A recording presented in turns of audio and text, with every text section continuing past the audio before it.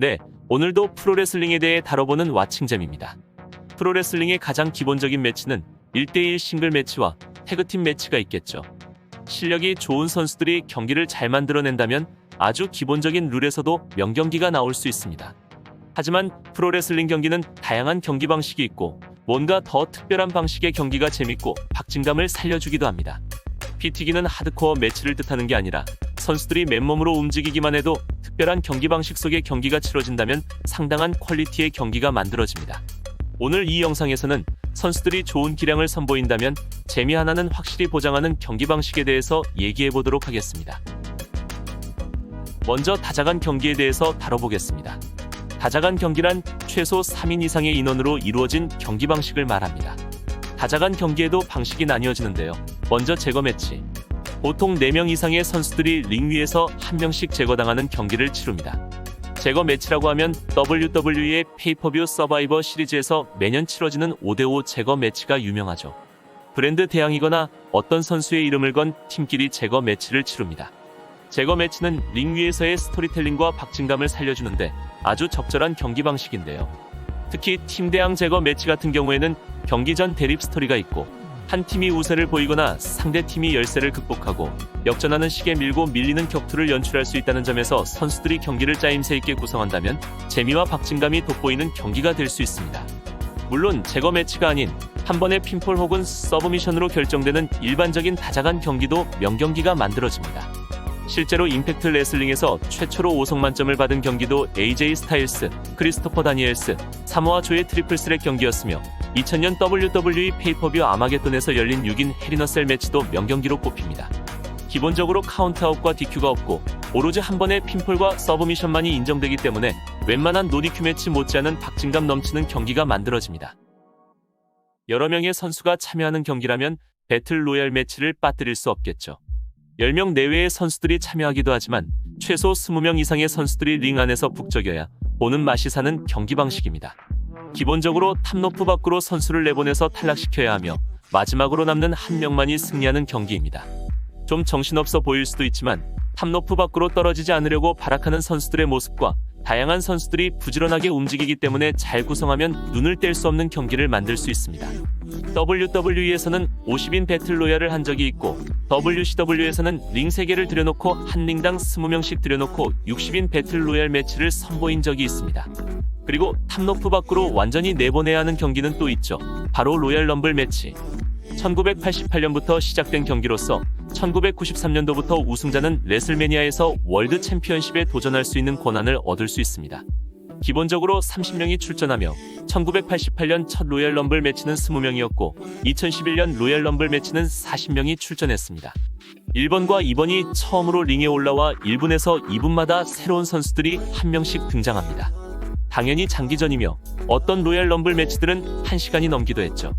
레슬매니아에서 월드 챔피언십에 도전할 수 있는 권한이 주어진 경기인 만큼 위상이 높으며 상징성도 큰 경기입니다. 1992년과 2008년 로얄 럼블 매치가 가장 평이 좋으며 그 외에도 2006년과 2002년 로얄 럼블 매치도 재밌는 로얄 럼블 매치로 남았죠. 레이 미스테리오는 2006년 로얄 럼블 매치에서 62분을 버티며 우승했고 스티브 오스틴은 3회 우승으로 최다 우승을 기록했습니다. 케인은 케인이라는 이름을 달고 출전한 것만 18번에 달하면서 최다 참가자로 기록됐고 브록 레스너는 2020년에 한 로얄 럼블 매치에서만 13명을 탈락시키며 단일 로얄 럼블 매치 최다 제거 기록으로 남았습니다. 이렇게 로얄 럼블 매치에는 갖가지 기록들이 있는데요. 진기록을 살펴보자면 빈스 맥맨이 1999년 로얄 럼블 매치에서 우승하면서 현재까지 유일한 비현역 레슬러 우승 기록으로 남았고 동시대의 여러 기믹으로 활동한 믹 홀리는 1998년 로얄 럼블 매치에서 단일 로얄 럼블 매치의 3개의 기믹으로 3번 출전한 진기록을 세웠습니다. 그리고 산티노 마렐라가 2009년 로얄 럼블 매치에서 1초 만에 탈락해 최단 시간 탈락 기록을 세웠죠. 하지만 무엇보다 2010년대 이후 로얄 럼블 매치의 볼거리는 코피 킹스턴의 로얄 럼블 매치에서 살아남기겠죠. 로얄 럼블 매치는 바닥에 두 발이 완전히 닿아야 탈락이라는 조항을 이용해 정말 갖가지 방법으로 살아남았습니다. 이 장면들은 장기전인 로얄 럼블 매치 중에서 깨알같은 재미를 줍니다. 이젠 워낙 코피 킹스턴이 독보적이어서 그가 아닌 다른 사람이 하면 코피 킹스턴만큼의 재미는 못 줄 것 같다는 생각까지 듭니다. 이렇게 로얄 럼블은 경기 방식 자체가 특별하고 흥미로움과 동시에 경기 중 깨알 같은 재미들이 있기 때문에 최고의 로얄 럼블로 꼽히는 매치들을 보면 확실한 재미가 느껴집니다. 일반적인 1대1 경기라도 두세 번 치러야 하는 경기가 있죠. 바로 3판 2선승제 경기. 지금까지 WWE나 신일본 프로레슬링에서 치러진 3판 2선승제 경기들을 보면 주로 경기력이 뛰어난 선수들이 치룬 경기들이 명경기로 꼽힙니다. 사실 다른 종목의 게임에서도 흔히 볼 수 있는 룰이지만 테크니컬한 선수들이 주고받고 하는 식으로 풀어나간다면 알찬 경기가 될 수 있죠. 그리고 기본적으로 3판 2선승제의 룰로 각각 다른 방식의 매치를 치룰 땐 3스테이지스 오브 헬 매치라고 합니다. 보통 첫 번째 경기는 싱글 매치로 치르며 그 후의 경기들은 거친 방식의 매치들이죠. WWE에서의 첫 3스테이지스 오브 헬 매치는 2001년 페이퍼뷰 노웨이 아웃에서 트리플 H와 스티브 오스틴의 경기였습니다. 첫 번째는 싱글 매치, 두 번째는 스트리트 파이트, 세 번째는 철창 매치로 이뤄졌습니다. 그리고 2002년 페이퍼뷰 아마겟돈에서 트리플 H와 슌 마이클스의 경기도 대표적으로 꼽히는 명경기입니다. 이때는 첫 경기부터 스트리트 파이트 매치였고 그 후엔 철창 매치와 레더 매치로 이뤄졌습니다. 가장 최근에 나온 경기는 2019년 WWE NXT 페이퍼뷰 테이크오버 토론토에서 펼쳐진 애덤 콜과 자니 가르가노의 매치. 첫 번째는 싱글 매치, 두 번째는 스트리트 파이트, 세 번째는 가시철선 철창 매치로 이루어진 경기였습니다.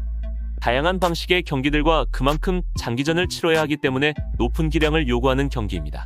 실제로 2002 아마겟돈에서의 트리플 H와 슌 마이클스의 경기는 38분 동안 치러졌죠. 개인적으론 2001 노웨이 아웃에서의 경기와 바로 그 다음으로 열린 2002 아마겟돈의 경기를 추천합니다. 기본적으로 규칙에 노 DQ가 설정돼 있고 핀폴과 서브미션만이 허용되는 경기 방식들도 있습니다. 노 홀즈바드 매치, 스트리트 파이트, 하드코어 매치, 언생션드 매치가 있는데요. 이 경기들은 기본적으로 노 DQ의 핀폴과 서브미션이 허용된다는 점에서 거의 비슷해 보이지만 경기의 스타일과 세부 규칙이 다릅니다. 먼저 노 홀즈바드는 거칠고 선수가 자유롭게 행동할 수 있으며 스트리트 파이트는 대체로 각종 무기가 동원된 길거리 싸움 같은 분위기입니다. 하드코어 매치는 이름 그대로 잔인한 무기가 동원돼서 아주 거칠며 어디서든 핀폴이 가능한 폴스 카운트 애니웨어 룰이 적용되기 때문에 일반적인 노 DQ 매치보다 더 자유롭게 진행됩니다. 지금 소개해드린 4개의 경기 방식 중 하드코어 매치와 언생션드 매치가 더 극단적이고 제한이 없는 듯한 경기입니다. 그리고 먼저 언급한 폴스 카운트 애니웨어 매치는 경기가 벌어지는 장소와 선수들의 이동에 대해서 더 자유로운 경기 방식인데요. 이름 그대로 링이 아닌 링 바깥, 관중석, 백스테이지, 심지어 야외라도 상관없이 어디서든 핀폴이 가능합니다. 그래서 다른 매치보다 링 바깥에 있는 다른 장소로 이동하는 일이 많고 사실상 그런 요소에서 재미를 느낄 수 있는 경기입니다. 그리고 몇 번밖에 열리지 않았지만 여기서 파생된 서브미션스 카운트 애니웨어 매치도 있죠. 이 경기는 일반적인 서브미션 매치처럼 오로지 서브미션만 허용되며 어디서든 서브미션이 가능한 경기입니다. 그리고 가장 기본적으로 경기를 끝내는 수단인 핀폴과 서브미션이 없고 특별한 방식으로만 경기를 끝낼 수 있는 매치들도 있습니다. 먼저 라스트맨 스탠딩 매치. 간단히 말하자면 상대방을 심판이 10카운트를 셀 때까지 못 일어나게 해야 승리하는 경기입니다. 당연히 노 DQ의 핀폴과 서브미션, 카운트아웃도 없습니다. 오로지 선수가 완전히 뻗어 있을 때의 심판의 10카운트만 존재합니다. 그래서 자유도가 높고 거친 매치입니다. 2007년 WWE 페이퍼뷰 백래시에선 바티스타가 언더테이커에게 스케일이 큰 스피어를 장렬했고 두 선수 다 일어나지 못하며 무승부 처리됐죠. 주로 2007년 페이퍼뷰 로얄 럼블 존 시나와 우마가의 경기와 2005년 페이퍼뷰 서바이버 시리즈 트리플 H와 릭 플레어의 경기, 2000년 페이퍼뷰 플리 로디드 트리플 H와 크리스 제리코의 경기가 명경기로 꼽힙니다. 그리고 심판이 10카운트를 세는 것보다 더 자유롭고 특별한 방식의 경기도 있습니다. 바로 퍼스트 블러드 매치. 아무런 규칙도 없이 이름 그대로 상대방이 피를 흘리게 해야 끝나는 경기인데요. 피를 흘리려면 각종 무기와 거친 기술이 동원되기 때문에 잔인한 경기입니다. 스티브 오스틴과 언더테이커는 퍼스트 블러드 매치를 3번 치러서 두 선수 다 1승 2패를 기록했고 2005년 로우에서 열린 퍼스트 블러드 매치에선 커트 앵글이 존 시나의 이마를 가격해서 피를 흘리게 해 승리했는데요. 존 시나가 원래 피를 많이 흘리는 편이어서 무기를 쓰지 않았는데도 상당한 양의 피를 흘렸습니다. 그리고 퍼스트 블러드 매치보다도 더 자유롭고 특별한 경기 방식이 있죠. 상대 선수가 직접 마이크에 대고 포기 의사를 밝힐 때까지 진행하는 아이퀸 매치. 이 경기에는 정말 아무런 규칙이나 제한도 없이 그저 선수들 중 한 명이 근처에 있는 심판의 손에 들린 마이크에 대고 아이퀴시라고 말할 때까지 어디서든 언제까지 경기는 진행됩니다. 특별한 규칙을 가진 경기 방식 중 가장 스토리텔링이 돋보이는 경기라고 생각됩니다. 1999년 WWE 페이퍼뷰 로얄 럼블에서의 더락과 믹 폴리의 경기와 2006년 페이퍼뷰 썸머슬램 믹 폴리와 릭 플레어, 2005년 페이퍼뷰 저지먼트 데이 존 시나와 JBL의 경기가 명경기로 꼽힙니다. 아무런 규칙도 없기 때문에 당연히 매우 거칠며 상대를 극한까지 몰아붙여야 하기 때문에 가장 극단적인 경기라고도 할 수 있죠. 지금까지 설명한 특별한 규칙이 있는 경기들은 박진감이 넘치고 프로레슬링 특유의 스토리텔링이 돋보이는 경기들입니다. 지금 소개해드릴 3개의 경기 방식은 링 위에서 보여줄 수 있는 스토리텔링의 끝을 보여주는 경기이자 프로레슬링의 엔터테인먼트적인 요소를 최대한으로 보여주는 매치들입니다. 먼저 캐스킨 매치. 이 경기는 링 옆에 놓여있는 관 안에 상대방을 집어넣은 후 뚜껑까지 완전히 닫아야 승리하는 경기로서 공포스러운 오컬트 기믹의 끝판왕인 언더테이커에 의해 만들어진 경기입니다. 지금까지 WWE에서 19번의 캐스킨 매치가 열렸는데 16개의 경기가 언더테이커가 출전한 경기이며 12승 4패를 기록했습니다. 관이라는 죽음과 관련된 물체와 상대방을 관 안에 집어넣어 잠재운다는 느낌이 있기 때문에 언더테이커만을 위한 경기라는 느낌이 들 정도입니다. 그리고 각본상 언더테이커의 동생이자 공포스러운 괴물 기믹인 케인도 3번 출전해 1승 1무 1패를 기록했습니다. 케인은 언더테이커보단 덜 음산하지만 더 흉폭하고 잔인한 몬스터 이미지인데요. 케인을 상징하는 건 불이라는 요소죠. 그런 케인을 위해 만들어진 경기가 있습니다. 사방이 불로 둘러싸인 인페르노 매치. 사실 가장 최근에 열린 파이어플라이 인페르노 매치까지 포함하면 5번밖에 안 열렸지만 가장 위험하고 살벌한 경기인 것 같습니다. 상대방의 몸에 불이 붙어야 끝나기에 더욱 그렇습니다. 가장 먼저 이 경기를 치른 사람들은 당연히 케인과 언더테이커입니다. 랜디 오턴과 브레이 와이어트가 치른 파이어플라이 인페르노 매치를 제외하면 4경기 모두 케인이 출전했는데요. 케인한테 가장 어울리고 그로부터 시작된 경기이지만 1승 3패의 기록을 남겼습니다. 게다가 한 번 이긴 것도 2006년 당시 신인이었던 MVP를 상대로 이긴 것이었죠. WWE의 PG 등급에선 나오지 않을 것이라고 생각했지만 의외로 파이어플라이 인페르노의 마지막은 충격적인 장면으로 끝났죠. 마치 호러 영화를 보는 것 같은 기분이 듭니다. 하지만 역시 기믹 매치의 끝판왕은 바로 베리드 얼라이브 매치겠죠. 총 5번 열려서 5번 모두 언더테이커가 출전해 2승 3패를 기록했습니다. 언더테이커가 승리한 경기 중 하나는 위클리 쇼인 스맥다운에서 그것도 태그팀 매치로 열렸습니다. 그리고 2003년 서바이버 시리즈에선 빈스 맥맨과 경기를 치렀는데요. 각본상 동생인 케인의 난입으로 패배했고 이는 언더테이커가 다시 공포스러운 장의사 기믹으로 돌아오는 계기가 됐습니다.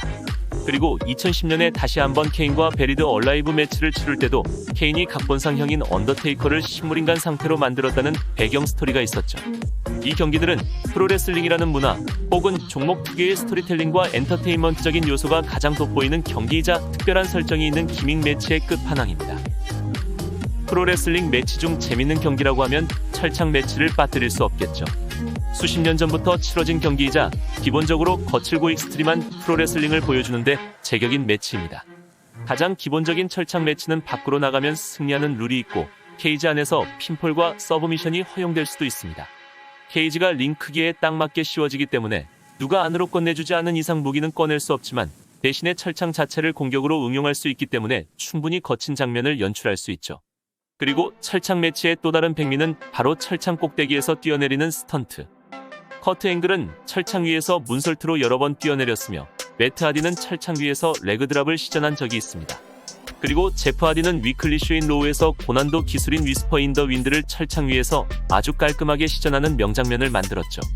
그 외에 단순하게 몸을 던지기만 해도 충분히 익스트림한 장면이 나오며 에디 게레로는 철창 위에서 완벽한 프로그 스플래시를 선보인 적이 있습니다. 선수에게 후유증과 큰 데미지를 남길 수는 있지만 확실하게 명장면만큼은 남길 수 있기에 철창 위에서의 스턴트는 철창 매치에서 가장 팬들에게 어필할 수 있는 요소입니다. 가장 기본적인 철창 매치 외에도 형태가 다른 임팩트 레슬링의 어사일럼 매치, 리설 락다운 매치, 그리고 WCW에서는 3개의 철창을 쌓은 둠스데이 케이지 매치, 3개의 크기가 다른 트리플 케이지 매치를 선보인 적이 있습니다. 철창 매치 중에서도 아주 살벌한 요소가 추가된 매치가 있는데요. 바로 가시철선 철창 매치. 철창 윗부분에 가시철선이 둘러져 있기 때문에 철창 위로 나갈 수 없고 문을 통해서만 나갈 수 있습니다.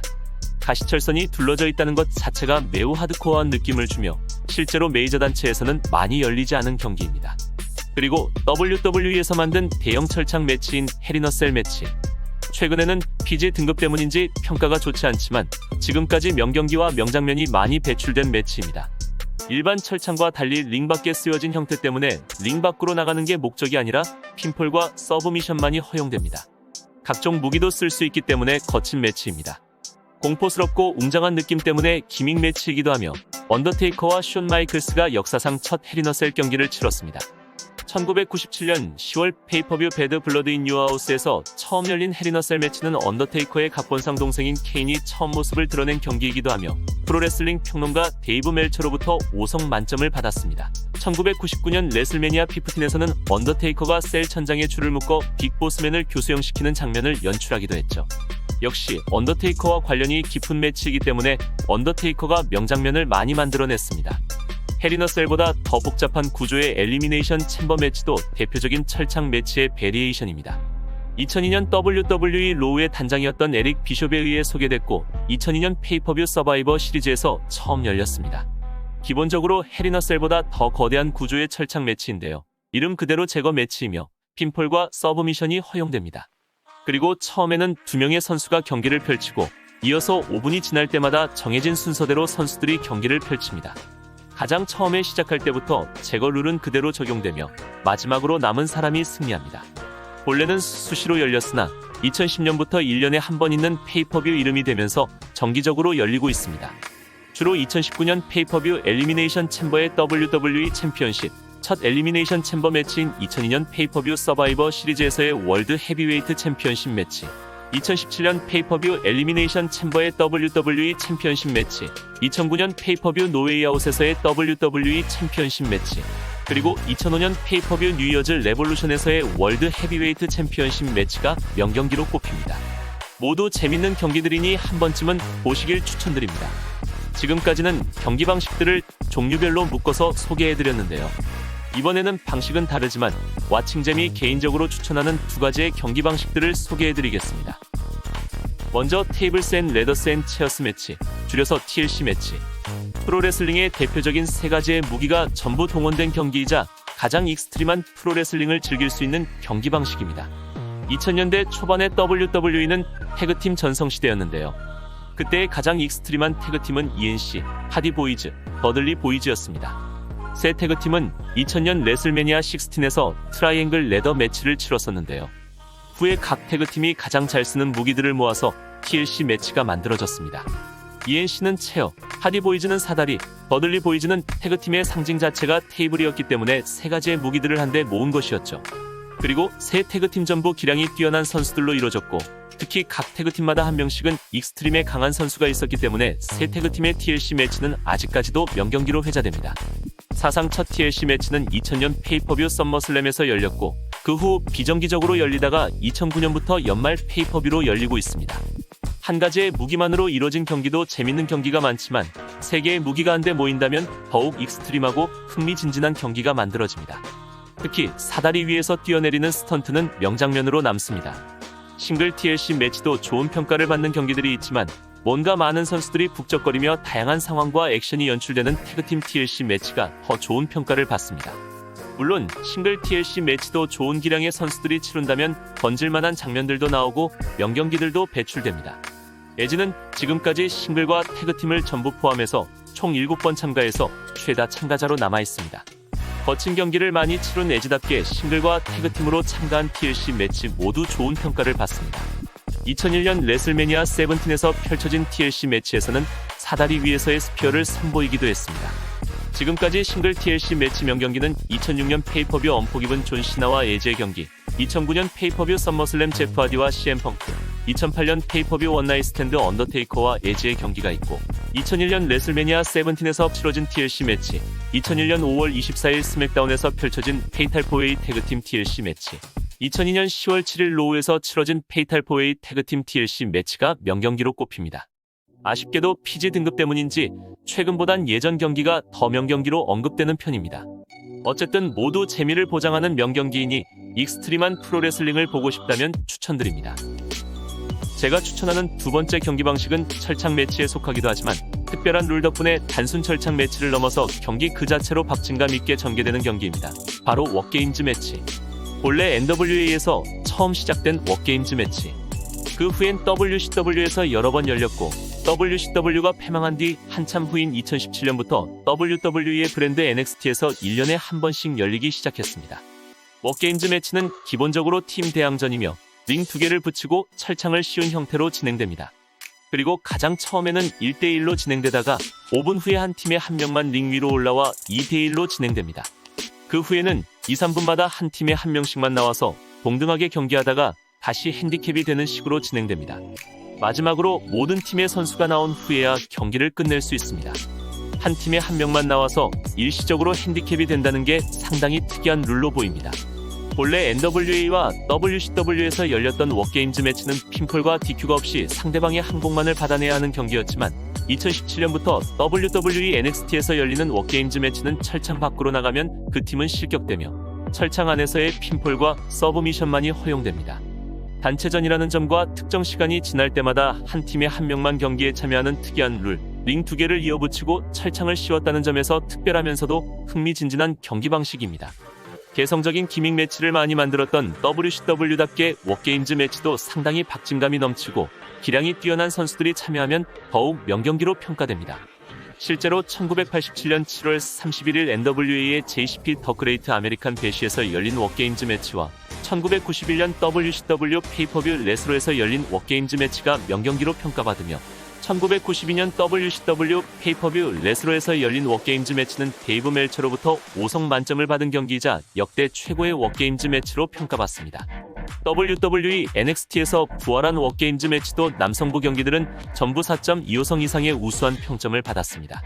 단체전과 박진감 넘치는 경기를 좋아하신다면 봐두는 걸 추천드리고 옛날 경기보단 최근 경기를 좋아하신다면 2017년부터 열리고 있는 WWE NXT의 페이퍼뷰 NXT 테이크오버 워게임즈의 메인 이벤트를 보시는 걸 추천드립니다. 그리고 2019년 테이크오버 워게임즈의 여성부 워게임즈 매치도 4.25성의 준수한 평점을 받은 경기니 추천드립니다. 옛날 경기는 전설적이고 실력 좋은 선수들이 많이 출전했고 최근 NXT에서 열린 경기는 준수한 기량의 워커들이 대거 출전했기 때문에 워게임즈 매치는 좋은 평점을 받은 옛날 경기와 최근 경기 모두 추천할 수 있는 경기 방식입니다. 지금까지 재미를 보장하는 경기 방식들을 살펴봤는데요. WWE에서 열리는 기믹 매치들 중에는 WWE의 PG 등급으로 인해 전만큼의 재미를 못 주는 경우들도 있습니다. 그래도 그나마 위안이 되는 건 엘리미네이션 챔버 매치나 워게임즈 매치 같은 경기 방식은 반드시 거칠진 않더라도 재미를 줄 수 있고 오늘날 WWE에는 워낙 워커들이 많아서 재미는 확실히 줄 수 있다는 점입니다. 그래도 옛날부터 열린 헬인어셀 매치, 로얄 럼블 매치 같은 경기들이 전만큼의 평가를 받지 못하는 건 아쉬움으로 남습니다. 빠른 시일 안에 모든 기믹 매치들이 팬들이 흔히 옛날이라고 부르는 시기에 펼쳐졌던 기믹 매치들만큼의 퀄리티를 보여주길 바라면서 영상을 마칩니다.